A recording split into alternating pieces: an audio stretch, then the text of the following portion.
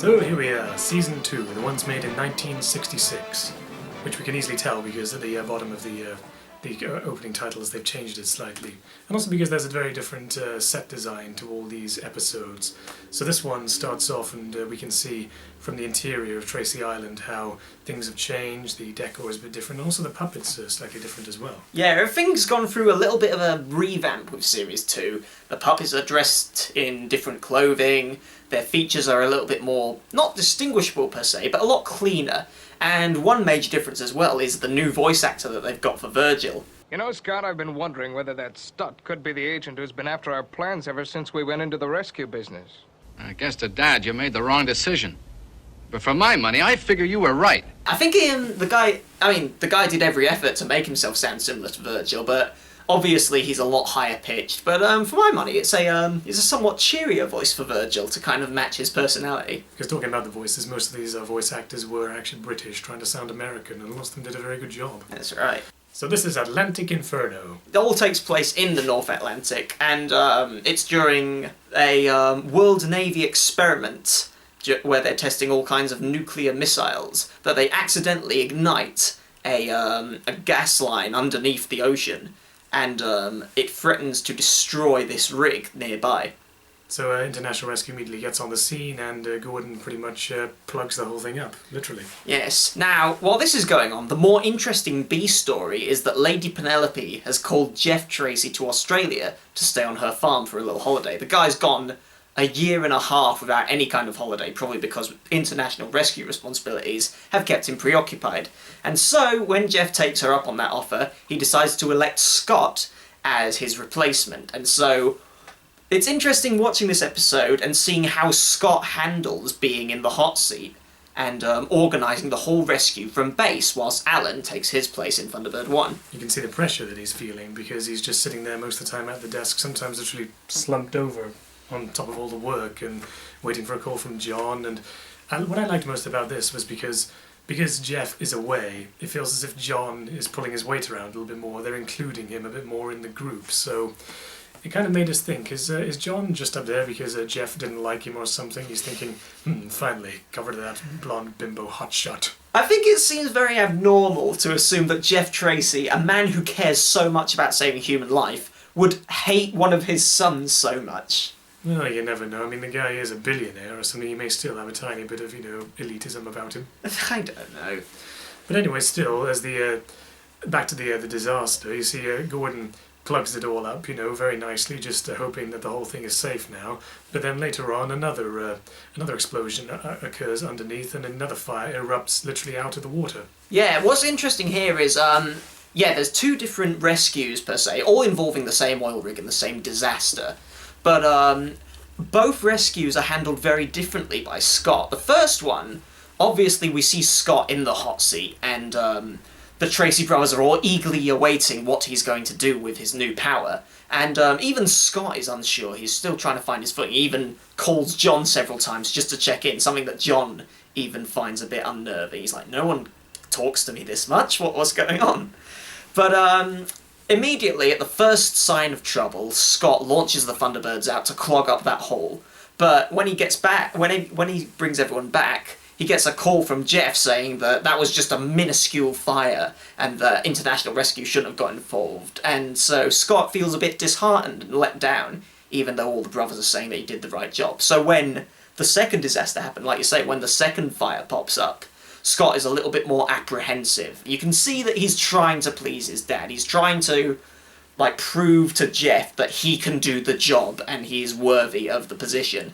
And so, he takes Jeff's criticism on board, and it's only when two people are in trouble at the bottom of the ocean inside that little lift thingy, I don't know what it was, but it's only when they're in trouble that he does decide, okay, yeah, we do need to get involved. So you see that Scott does learn from his mistakes, and he's trying to please his dad throughout the whole thing. Because as Brains explains, the whole thing, it's because this is not an oil rig as we thought at first, it's a gas rig, and it's looking for a gas field, and it's harvesting this gas field that's underneath the rock in the Atlantic. So, as Brains explains, the gas is slowly burning away, and it's finding weak points, and slowly those weak points are beginning to crumble away. A bit like how, say, in Pit of Peril, everything slowly crumbled away with under the the weight of something else like the Sidewinder, whereas in this one it always crumbles away with the pretty much with the rig, the large weight of the rig.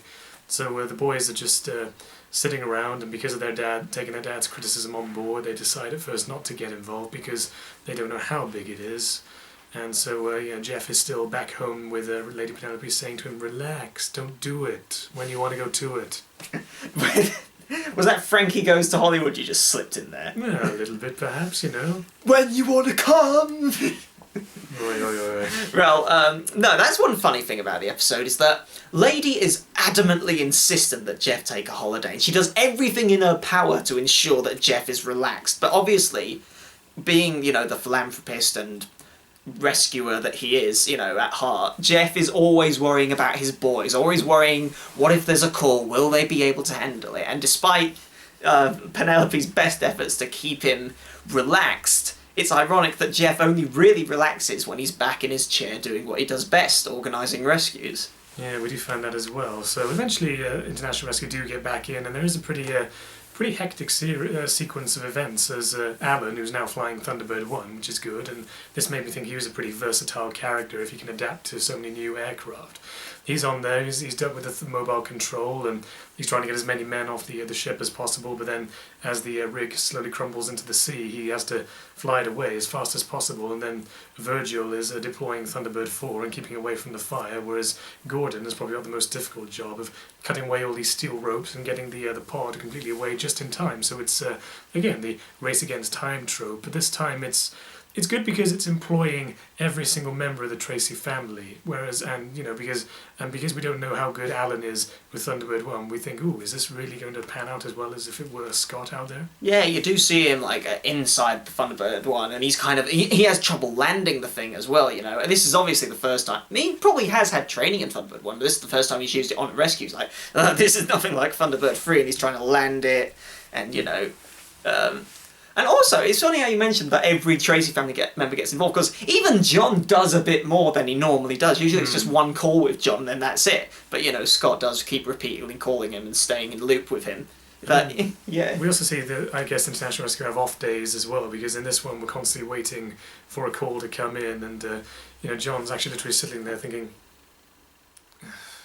we just call, please? Come on, someone collapse, someone blow something up. There's even a bit where he's in bed and then the call finally comes in and he's like, okay. And it's great because you see how wacky his hair goes. The same thing with Scott when he wakes up as well. Yeah, you said at one point that you'd never seen so much 5 o'clock shadow. You do in this one. Because Jeff stays up worrying, Scott stays up worrying. They both assume that the other one would be fast asleep. It's like father like son, really. It is, really. So this was a very versatile, very interesting episode where how if you take away the the patriarch of the family as to how are they going to cope with new leadership. Yeah, it's an interesting episode for focusing on the character development of the Tracy family, and there's an interesting subtext to the whole episode now that the new Thunderbirds has come out. And in the new Thunderbirds, Jeff Tracy is noticeably absent, presumed dead or missing in action, and Scott is the head honcho there, he's the one leading it. So watching this back with that in mind, you do get almost an echo of what Scott is inevitably going to become, the Jeff Tracy's ultimate successor to the operation, and it's, kind of like a passing of the torch almost. Yeah, so that was a very interesting exploration of the characters, but I think another strange hint, kind of in-joke I picked up on this one, is that Lady Penelope is on this ranch in Australia, and she's got this electronic sheep counter, as if Jerry Anderson thought that, in the future they're still going to have sheep, we're going to be able to count them, so let's invent some little quirky device so you can count all the sheep. But the place is called Bonga Bonga. Yeah, its call sign over the radio is Bonga Bonga, so Jeff would be calling. Jeff is on his way to Australia in his place this is Jeff Tracy to Bonga Bonga, and Park's on the other end Bonga Bonga to Mr. Tracy. Now, because it's British, and any British person who voted in the last general election will probably know about this thing about Bongo Bongo land. So how do we know that Parker and Lady P aren't secretly UKIP supporters? Well, they are of an upper class nature. It would be I don't know, I'd rather not touch that. I wouldn't say there's xenophobic, no.